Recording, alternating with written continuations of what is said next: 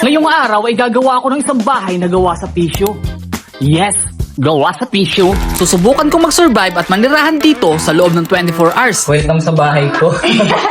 Sa bahay na tissue. Dito ako kakain, matutulog, gagawin lahat ng bagay na ginagawa sa bahay. At kung kakayanin nga ba ng isang tissue na makasurvive ang isang tao sa bahay na tissue.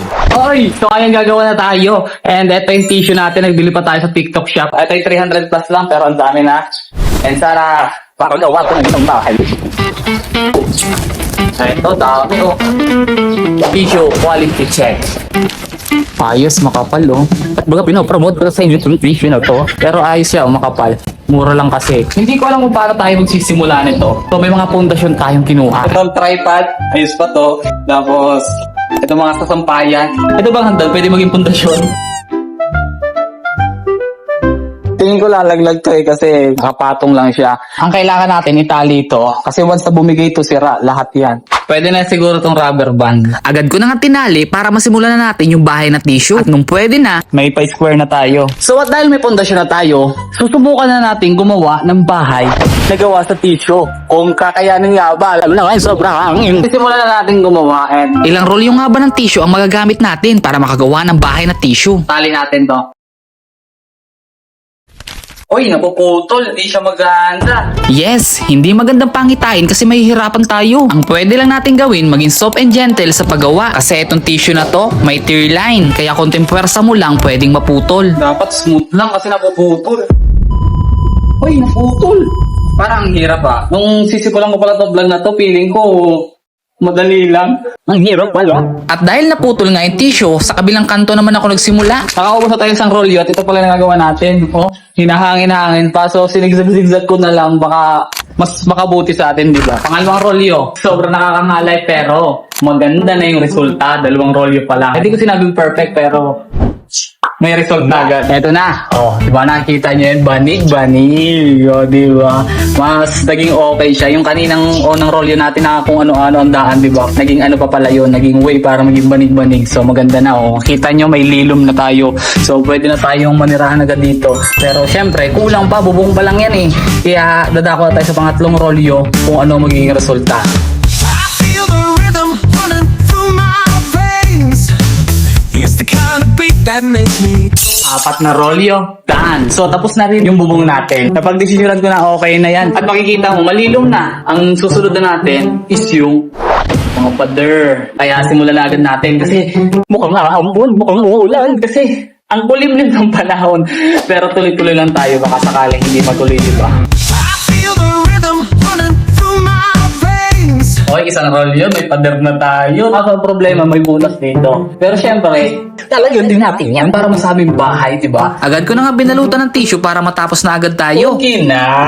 Ito na yung pader natin. Hindi man siya pulido pero pader na. May harang na. So ang pag-iisipan natin na ito, paano tayo dito magkakaroon ng pinto? Para masabing bahay, di ba? So ito. Ito yung napag-tripan natin. Ito yung naisip ko. Ito yung gagawin natin parang basta, babalutin ko yan tapos ibibigay ko doon. Nakaka-alim na rolyo pa lang tayo. Pampito. Agad ko nang binalutan at pinuno ng tissue yung sampayan. At nung patapos na ako, biglang... Ay! Ay! Yes, natumba sa sobrang lakas ng hangin. Battery, napupul-pitul pa. Kaya medyo dismayado tayo dito. Patingin nyo, makatapos kaya tayo nito. Oh. At dahil walang tigil yung hangin, ang naisip ko ihiga na lang. Okay, pang-walo. At pinatuloy ko na ang pagbalot ng tissue. Yung mga pag tinayo uli natin to, pagtumba, maghangin, mapupul uli. Nung nakatsyempo tayong wala ng hangin, agad ko na agad dinikit. Perfect! Ayos yung idea natin, oh. Ganda pong tingnan, oh, di ba? Pasukin natin. Sa mga oras na to 2:30 na, so mamaya, bago maglubog yung araw, magsasunset tayo dito. I-build up natin to na mas maayos. Pero, sa ngayon, buo na yung bahay natin. Ang kalaban lang natin sa ngayon, yung malakas na hangin. Tingnan mo nangyayari doon sa bubong natin, oh. So, kung mapapansin nyo, sinisira ng hangin yung bahay natin tissue. Hindi talaga advisable gumawa ng bahay na gawa sa tissue. Sa ngayon, hindi pa tayo nagbi-build nung gagawin natin tong bahay eh. Yung mga ilalagay natin dito, hindi pa natin nilalagay. Ngayon, sobrang init ngayon, tapos nandito ako. Mainit siya kasi singaw ng semento. Pero kung yung sa init niya, yung sikat ng araw ba, nababawasan naman niya yung sikat ng araw gawa ng tissue. Pinabayaan ko lang muna siyang hampas-hampasin ng hangin. At kapag nasira, aayusin na lang natin mamaya. Pagkalipas ng 3 oras, house update. Medyo okay naman siya, wala masyadong sira. Pero ngayon, wala nang hangin. I-retouch natin yan. Okay? Kasi marami pa tayong tissue. And na-expect natin mauubos yung 20 na rolyo. How you feel about it? People say you ain't Tingnan nyo, ito yung kalahating na-repair natin. Pag gumanda siya. Wishing you was different. Pills inside your dress. Grabe effort, no? Tapos di ka magsusubscribe. So, tingin ko, pwede na to. Makakasurvive na tayo dito overnight. At dahil nabuo na natin yung bahay natin, oras na para pagandahin. Hey! Sobrang ganda dito mag-copy. Oh. Parang gusto kong dagdagan ng pailaw. Ang tanong, may charge ba? Kasi solar lang to ah. Agad ko na nga kinabit yung ilaw dito sa may sampayan, papunta dun sa loob. The moment of truth, sana may charge. Oh! Ayos! So, log lang siguro to. Magsasapin tayo dito. Isasapin na natin to.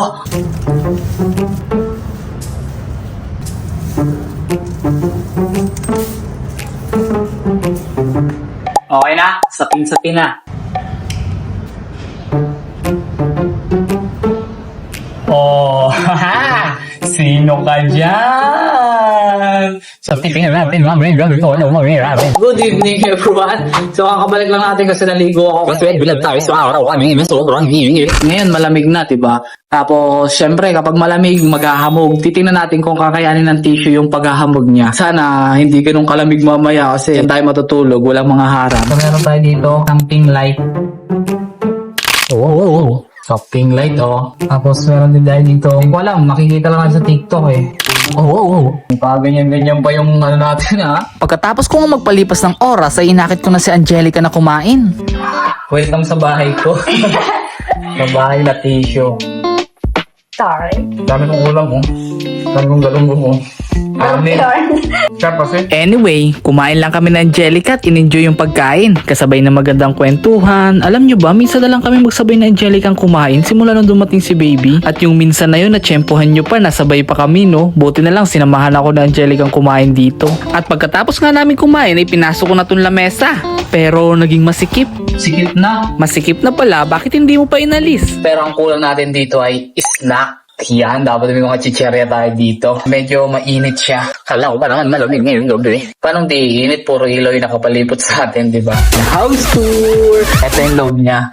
Ito yung side. Nakikita nyo kung gaano kalupit, kung gaano kaangas. Ito, wala tayong pintuan. Pero, okay lang yan.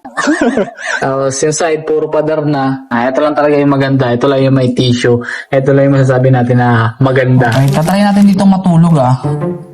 Susubukan natin matulog. Kapag hindi natin kinaya, edi mag-uwi tayo sa bahay. Ang mahalaga, nasubukan natin matulog. Okay? Pero kapag matutulog tayo, papatayin natin yung ilaw. Nagising tayo guys. Ang init dito. Hindi lumalamig. Papatuloy natin tulog natin sa bahay. Iwan natin tong bahay na tissue natin. Tingnan natin kung ano mangyayari sa bahay na tissue na to. Kung uulan ba o ano mangyayari. Yun nga lang ang problema. Hindi natin masasaksihan kasi sa bahay na tayo matutulog. Morning, kagising ko lang alas 10. Ito ang nangyari sa bahay-bahay natin. Pasukin natin. So wala naman nangyari. Dati lang. Ayos na ayos pa. Kung dito tayo nakatulog, tingin ko makaka-survive tayo and mas maaga tayo magising kasi mainit eh. Pero ngayon, ayos, nakasurvive yung ating bahay na tissue. Nilabas ko na muna itong lamesa na to kasi ang sikip tingnan. Kung gusto nyo ng mga ganitong walang kwentang video, mag-subscribe na kayo. Mainit ngayon eh, hindi siguro uulan ngayon eh. Nabasa lang siya pero hindi pa siya napupunit no. Pero kung titignan mo yung taas oh, halatang halata mo na. Kunwari ambon lang, siguro pag ambon lang kakayanin tapos biglang uminit uli, matutuyo, kaya. Kapag nabasa nga yan tapos natuyo, magiging solid pa siya eh kasi magdidikit-dikit yung mga hindi ko alam, basta magdidikit pa lalo yung fingers. Siguro kung itatayin nyo ito sa gubat, sa mapuno, makakasurvive kayo gamit ito. Dahil nasa roof deck tayo, wala, sobrang init, hindi natin kaya. Hindi siya convenient. Sino naman sa amin convenient yan? Wala, trinay ko lang. Tuluyan na nating sirain to. Kunwari umulan. Shing! Shing! Shing! Shing! Ha! Ya! Ha! Ya!